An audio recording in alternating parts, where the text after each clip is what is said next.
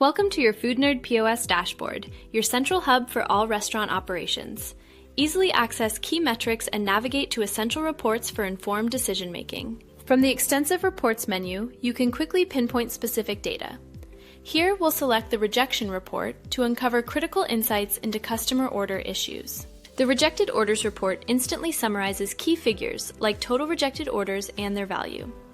Utilize powerful search and advanced date filters to precisely narrow your analysis, empowering you to identify patterns and understand rejection causes. Enhance your overview by adjusting the per-page display, allowing you to view more orders simultaneously.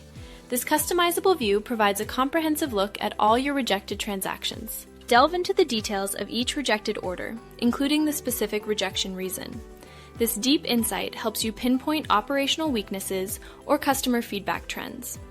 Armed with this knowledge, you can implement targeted strategies to improve service and reduce future rejections. For convenient offline review or sharing, effortlessly export your complete rejection report.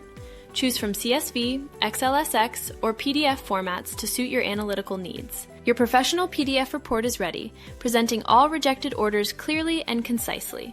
This organized data ensures easy sharing with your team or stakeholders for strategic discussions and accountability.